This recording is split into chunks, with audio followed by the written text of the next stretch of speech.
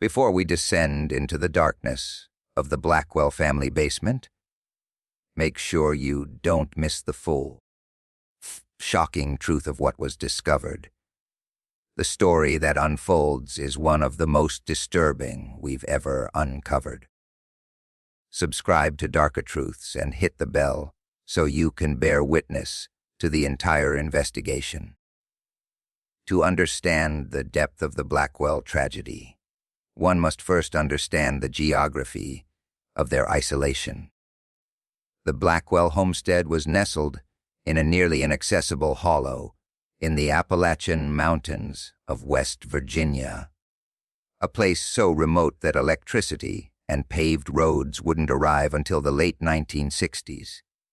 The family, led by the iron-fisted Josiah Blackwell, had carved out a meager existence on this land since his grandfather, Alistair Blackwell, first settled there in the 1880s.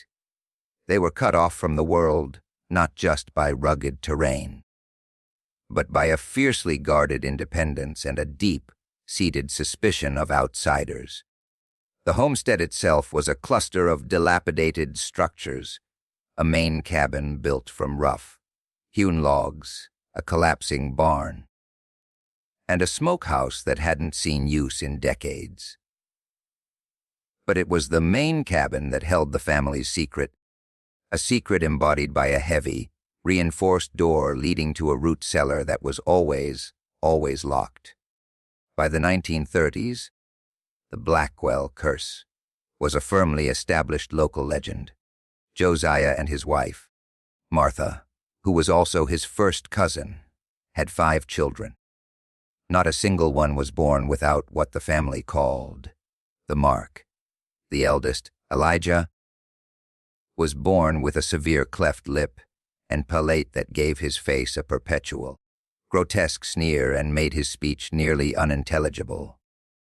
The second child, Ruth, had a twisted spine that contorted her body into a painful hunchback, forcing her to walk with a crude wooden crutch. The third, Samuel, seemed healthy at birth, but by age 5 began to exhibit violent tremors and seizures, a neurological condition that left him largely incapacitated. The 2 youngest, twin girls named Grace and Hope, were the most profoundly affected. Grace was born blind and with a heart defect that left her gasping for breath, while Hope never developed beyond the cognitive ability of a toddler, communicating only in guttural sounds and gestures. The local doctor, on his rare and difficult visits, would diagnose each condition in isolation: spina bifida, epilepsy, congenital heart defects, but lacked the context or the will to see the larger, horrifying pattern. He attributed it to bad blood, a common but vague condemnation that placed the blame on the family itself rather than seeking a cause. Life on the homestead was a relentless cycle of hardship and quiet despair. The children who were physically able performed back-breaking chores under Josiah's stern supervision. Those who weren't were kept indoors, hidden away from the rare visitor, like shameful secrets. The family survived on what they could grow in their stony garden and what game the boys could hunt. They were poor, but their poverty was secondary to their isolation. Josiah enforced a strict code of separation from the world below the mountain. He preached that their suffering was a test from God, a divine punishment for some ancestral sin, and that mingling with outsiders would only spread their corruption. This twisted theology became the family's prison walls. It ensured that as the children came of age, their only prospects for marriage were to each other, further tightening the genetic noose that Alistair Blackwell had fashioned a generation earlier. The community, for its part, was complicit in this isolation, They feared the Blackwells, viewing them as grotesque examples of divine wrath. Children were warned not to go near the hollow, and the family was used as a cautionary tale about the dangers of sin and inbreeding. This cycle of isolation, intermarriage, and tragedy was the curse everyone saw. But the true engine of their destruction lay undisturbed, just beneath their feet, in the cold, damp silence of the basement. The origin of the Blackwell nightmare can be traced directly to one man, Alistair Blackwell, Josiah's grandfather. In the early 1900s, Alistair was a man of some education and immense ambition. But his ambitions were warped by exposure to the burgeoning eugenics movement. He read pamphlets and articles that preached the improvement of the human race through selective breeding, and he horribly misapplied these principles to his own situation, where eugenicists advocated for preventing the unfit from reproducing. Alistair believed his own family line was uniquely robust, a superior stock being diluted by weaker, outside blood. His solution was not to seek healthy genetic diversity, but to pursue a terrifying form of genetic purification through extreme isolation and inbreeding. He became obsessed with the idea of creating a pure Blackwell bloodline, unsullied by the outside world. He began his great work, as he called it in his journals, around 1905. The first step was the construction of the basement itself. Unlike the typical root cellars of the area, this was a substantial, reinforced space dug deep into the hillside beneath the cabin. It was here that Alistair established his office and laboratory. He installed a heavy, lockable door and a single, high window that let in a thin sliver of light. This space became his sanctuary, his library, and his command center. Inside, he began his meticulous record-keeping. He purchased several large, leather-bound journals and began documenting the family in chilling, clinical detail. He did not use names. Instead, he assigned each family member a letter and number, reducing human beings to mere specimens. He cataloged their physical attributes, health, and intelligence with the dispassionate eye of a livestock breeder. Subject A1 male, resilient to fever, suitable for primary breeding. Subject B2 female, strong constitution, good childbearing hips. Assigned to A1, Alistair then began to actively engineer marriages within the immediate family, using his authority as patriarch to enforce unions between first cousins, and in one shocking instance, between a half-brother and half-sister. He believed this would concentrate the superior Blackwell traits. What it actually concentrated were the family's hidden recessive genes for a host of devastating disorders. When the first child from one of these arranged unions was born with a fatal kidney defect, Alistair did not see it as a tragedy. In his journal, he coldly noted, specimen C3 non-viable, defective, expired at 14 days. Confirms weakness in the maternal B line. Will adjust pairings accordingly. He saw death and deformity not as human suffering, but as data, as feedback for his grand experiment. The basement was the physical and psychological heart of this horror. It was where the plan was conceived, where its horrific results were recorded, and where the tools of control, fear, superstition, and absolute authority were maintained. When Alistair died in 1935, his son, and then his grandson Josiah, inherited not just the land, but the responsibility of maintaining the journals and continuing the work. The locked door became a symbol of the family's unspoken truth. A dark inheritance passed down through generations, its key a symbol of a terrible power. We've just seen how one man's obsession laid the foundation for generations of suffering. But what we're about to reveal is the moment the entire, horrifying truth was uncovered. The discovery inside that basement is so chilling. It redefines the meaning of evil. If you're committed to understanding the full scope of this tragedy, now is the time to make sure you see it through. Subscribe to Darke Truths if you haven't already, and hit the bell so you don't miss the moment the basement gives up its secrets. The outside world finally broke through the Blackwells' isolation in the fall of 1958 in the form of Eleanor Vance, a young, idealistic social worker for the West Virginia Department of Welfare. Fresh out of college and filled with a desire to help, Eleanor was assigned to the most remote counties in the state. The Blackwell file crossed her desk, a sparse folder containing little more than a census record, noting a large number of infirm individuals at a single address and a few vague, worried reports from a traveling preacher.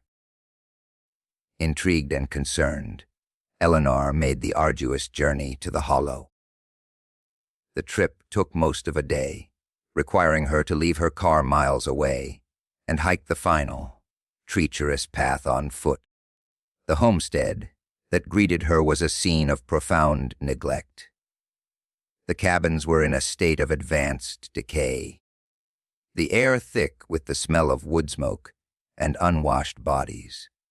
Josiah Blackwell, now a stooped and weathered man in his 60s, met her with open hostility, his eyes burning with a mixture of fear and defiance. Eleanor, however, was persistent. She used a combination of firm authority and genuine compassion to gain a tenuous foothold. She brought medicine for a persistent cough little hope had been suffering from, and she spoke to the family members not as monsters or curiosities, but as people. She spent days at the homestead, slowly earning a measure of trust. It was during this time that she noticed the anomalies, the way the family would fall silent when passing a certain door in the main cabin, the way Josiah's eyes would dart toward it nervously.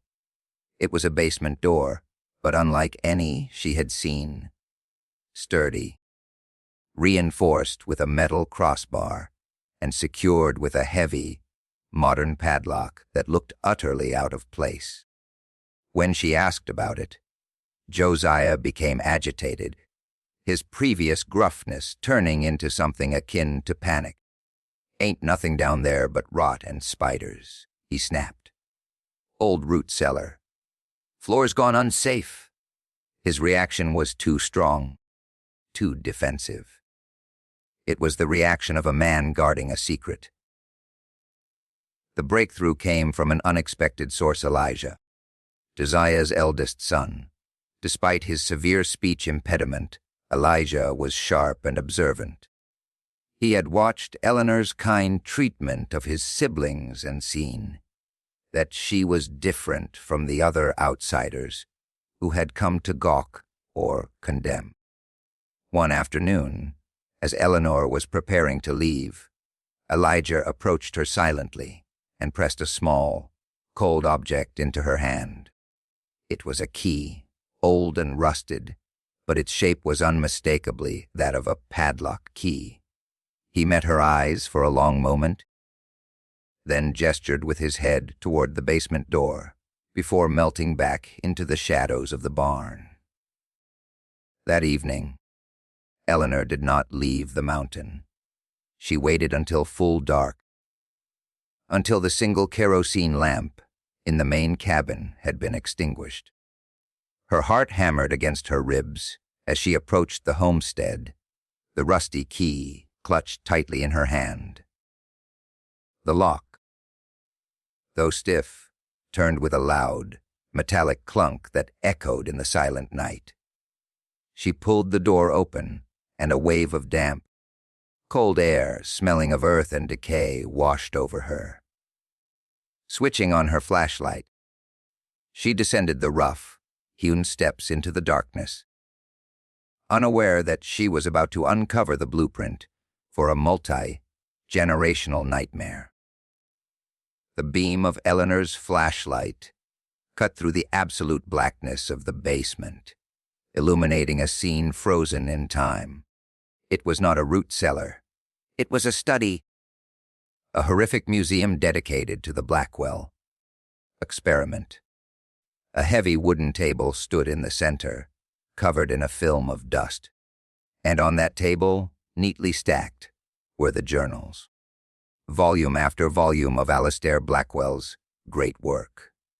Eleanor opened the first one, her eyes struggling to decipher the cramped, frantic script in the dim light. What she read there, page after page, volume after volume, made her blood run cold. This was no curse. It was a calculated, decades-long program of systematic inbreeding, the clinical terms for the children's conditions: microcephaly, hydrocephalus, osteogenesis imperfecta, were all there, not diagnosed by a doctor, but observed and recorded by Alistair as the outcomes of his breeding pairs. He had not just allowed the deformities to happen. He had orchestrated them, viewing each birth defect as a data point. The death of a child was a culling, a successful pregnancy that resulted in a relatively healthy child was a validation of the bloodline. The horror was not in the suffering itself, but in the cold, intellectual passion with which it had been designed and documented. The reason every child was born different was right there, in ink and paper. It was a choice. Eleanor gathered the journals and climbed the steps back into the night, the weight of the truth feeling heavier than the stack of leather, bound books in her arms. The following morning, she confronted Josiah. When he saw the journals in her possession, the fight drained out of him. He confessed that he had known, that he had continued his grandfather's work out of a twisted sense of duty and fear. He was the last guardian of a terrible secret, and with its discovery, his purpose was gone. Eleanor's report triggered the largest welfare operation the county had ever seen. State authorities, accompanied by doctors and psychiatrists, descended on the homestead. The surviving Blackwell children were removed and placed in specialized care facilities where, for the first time, they received proper medical treatment, nutrition, and education. The story became a brief, sensational scandal in the local papers before fading from public memory. But for the Blackwells, it was the end of their world. Josiah died a broken man a year later. The homestead was abandoned and eventually reclaimed by the forest. The basement, the epicenter of the family's torment, was sealed shut. The children, though saved from further genetic manipulation, carried the physical and psychological scars of Alistair's experiment for the rest of their lives. They were the living, breathing testament to the catastrophic cost of one man's obsession with purity, a warning written not in books, but in human flesh and bone. The story of the Blackwell family is a devastating lesson in the poison of purity and the monstrous consequences of treating human lives as experiments. Their tragedy was not an act of God, but the result of a deliberate, calculated choice made in the darkness of a basement. a choice that privileged a twisted ideology over the health and humanity of children. It forces us to confront uncomfortable truths about the legacy of eugenics, the dangers of absolute isolation, and the terrible cost of blind obedience. If this journey into one of history's darkest chapters has affected you, help us continue to uncover these crucial, forgotten truths. Your engagement is what allows us to do this vital work. Please, like this video to help others find it. Share it to spread this important warning from history. And subscribe to Darke Truths. We are your guide to the stories that were meant to stay buried. Turn on notifications, because our next investigation reveals another American secret. The town that built an empire on a mine that should never have been opened. These stories must be told, and we need you with us to tell them. Thank you for watching.